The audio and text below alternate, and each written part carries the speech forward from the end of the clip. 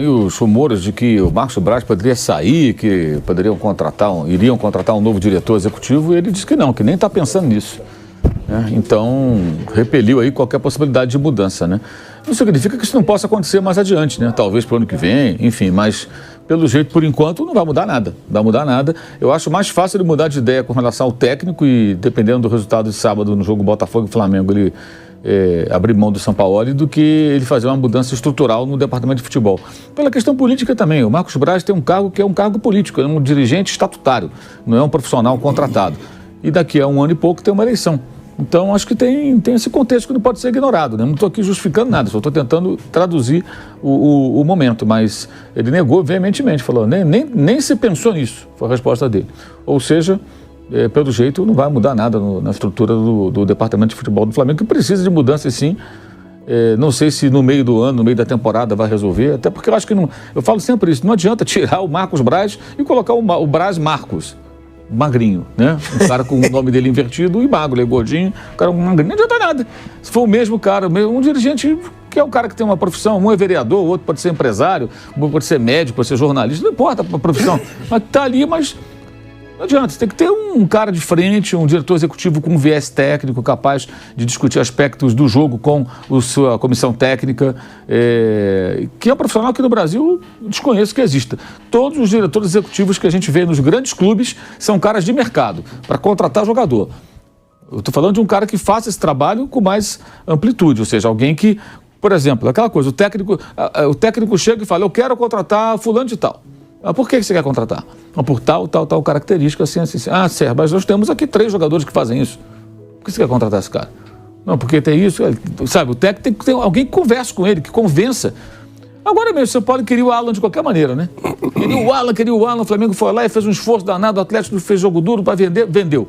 Não foi barato. Aí ele escala o Thiago Maia, que está numa temporada muito fraca. Vai entender. Não queria tanto que esse cara, por que joga o outro? Não foi uma vez só, não, já mais de uma partida. É estranho. Agora, alguém ali tem esse perfil para discutir essas coisas com o técnico? Eu acho que não. Então, assim, uma mudança tem que ser uma mudança mais profunda e alguém com capacidade para passar um pente fino no departamento e identificar todos os pontos que precisam de mudança para que as coisas melhorem. Mas talvez, né, se o Marcos Braz permaneça, ele que é vice de futebol e que é político, é um cargo político nitidamente, porque o Landim diz que não vai tirar ele enquanto ele tiver no mandato, ele não vai sair, mas que troque o Bruno Spindel. Pode ser também. E traz um especialista maior em futebol para a direção de futebol. A questão, assim, o Marcos Braz tem um desgaste muito grande, né? Eu acho que esse é o ponto. Ele está bem desgastado porque ele é o cara que está à frente do futebol e as coisas vão mal. Então, troca de técnico, contratações e tal. Então, tem um desgaste muito grande. Eu acho que é difícil que a torcida volte a vê-lo com bons olhos, como já viu, por exemplo, em 2019 e 2020, ali, que o Flamengo foi campeão, ele foi muito elogiado e tudo mais. Outro assunto que também ganhou muito destaque essa semana, que ressuscitaram esse assunto, foi o problema dele com o Gabigol, né? Que foi no começo de julho, já tem 2 meses a fazer. Mas teve o Gabigol curtindo também declarações questionando ele, o Spindel e o Landim, né? Essa é uma outra questão, mas assim, ontem voltou a história porque os dois não se falam desde então. Também recebi essa informação há alguns dias de que desde aquela discussão, o Gabigol e o Marcos Braz quase não se falam, que também eu acho que, para mim, eu acho que é pouco relevante. O Gabigol não tem que tomar café com o Marcos Braz, nem ser amigo dele, tem que ir lá jogar. O Marcos Braz tem que ser o chefe do departamento, né? O vice-futebol, não que está à frente. Então, amador, profissional, ele que tem que tomar as decisões. E no episódio em questão, aí ontem, acho que foi a ESPN que reproduziu no seu site lá um diálogo, é meio bizarro, que aí tem um erro do dirigente, né? Que ele teria reclamado do gramado, o jogador, e aí a resposta do Braz teria sido: quer gramado bom, vou jogar na Premier League. Não tem que fazer isso. O Flamengo tem que oferecer um gramado bom para os seus jogadores. Não é o Marcos Braz que cuida do campo, é verdade, mas ele representa o clube que tem que se preocupar com isso. Essa resposta não tem cabimento, né? Quer gramado bom, vai... É como se, sei lá, o cara é motorista de ônibus, o ônibus está ruim, você quer pegar um ônibus bom, com freio, com segurança, estabilidade, vai para a empresa tal. Não, a empresa tem que dar ao profissional condições de trabalhar. O campo é o ambiente de trabalho do atleta. Mas isso acontece também por conta de uma reação também do Gabriel também equivocada. Que ele, segundo se comentou à época, teria reclamado com veemência, aí tudo bem, o cara tá pé da vida, você que machuquei, essa gramada da porcaria e tal. Eu acho que até normal, o rompante do cara. a indignação por se machucar, na visão dele, por conta do mau estado do piso. Mas ele queria ir embora, foi o que se comentou à época, que ele queria ir embora. E aí o médico fala para ele, não, você não pode ir embora, tem um exame antidoping que vai ter um sorteio. Se você for sorteado e você não estiver no estádio, olha o problema, caracteriza doping, porque você não recolheu o material, então os caras vão, então tá dopado. Aí você vai ter que recorrer, pode ficar um tempão sem jogar, você tem que ficar aí. E além disso, o jogador que sai machucado ou substituído tem, na minha visão, a obrigação de permanecer ao lado dos colegas, acompanhando o jogo. Se ele estiver machucado, não puder ficar no banco lá, tiver que fazer um tratamento com alguém da equipe lá, da equipe médica e tudo mais, que ele fica no vestiário com a televisão ali e tal, vendo o jogo, mas está no estádio, está fazendo tratamento, aqui é mais adequado, não tem problema nenhum. Tem que botar o cara no gelo, enfim, mas o ideal é que o cara fique até o final. Os caras estão jogando, você vai embora, né? Não tem sentido. E aí o Marcos Braz teria feito essa intervenção. Não, você não pode ir embora, e eles discutiram. Então acho que aí os dois estão errados.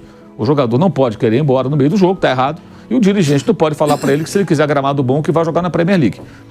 Aí, o que você fez na Europa, bate-boca e tudo. Acho que isso mostra assim, o desmando, né? O jogador não respeita a hierarquia, grande demais. O dirigente não sabe também como se posicionar, porque não é assim que tem que se posicionar. Era muito simples. Gabriel, você é funcionário do Flamengo, você se machucou, o problema do gramado, a gente pode levar isso adiante, evidentemente, você tem até dose de razão se você de fato se machucou com o gramado, mas sua obrigação é ficar aí, fazer um tratamento imediatamente com o médico, com a equipe médica e esperar o final do jogo, acompanhar o final do jogo. Seus colegas estão lá jogando ainda, estavam voltando para o segundo tempo, isso foi no intervalo. Os jogadores já estariam retornando quando houve essa discussão. Mas, sinceramente, eu acho que isso, muito mais importante do que a discussão dos dois, ou quem tem razão, eu acho que nenhum dos dois tem razão, é como isso ilustra o desmando no departamento de futebol. Que é o desmando. Assim, é uma coisa que é bem solta demais. Solta demais. Agora, para um cara chegar e pôr ordem na casa, tem que ter respaldo. Aí eu vou lembrar que o Paulo Souza chegou com essa missão de mudar tudo. Não teve respaldo. O próprio Sampaoli, Mauro, deve ter chegado com esse respaldo também. Então, vamos lá. O Paulo Souza, por que ele bateu de frente daquela maneira com o Diego Alves, que eu acho até que ele faltou de habilidade para aquilo? Porque ele achou que ele tinha tamanho para isso. Aí teve uma reunião dos dirigentes, o técnico, e foram 5 jogadores. 4 além do jogador com o qual ele discutiu. Que estranho, né? Quer dizer, olha, eu falo que é uma panela. Comissão, né? É uma comissão. Então, assim, o cara trabalha numa empresa, aí ele tem uma discussão, mas o gerente discutiu com um funcionário que é subalterno a ele. Tiveram uma discussão. Aí vai lá pro diretor.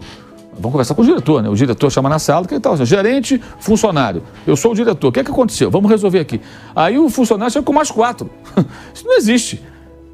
4 colegas para ajudá-lo a defendê-lo. Para quê? Para ferrar o gerente? É esse o objetivo? Pergunto eu. Porque aí virou um embate. Ou alguém acha que os jogadores foram para apoiar o Paulo Souza. Não tem sentido. Evidente que não. E já mostra que já desde então era uma grande zona. E o Sampaoli já se livrou de alguns jogadores. Ele teve respaldo no primeiro momento lá, com a questão lá do Marinho e tudo mais. Mas depois se perdeu por completo também, né? Especialmente pelo mau relacionamento com os jogadores. O episódio do Pedro ele foi extremamente infeliz.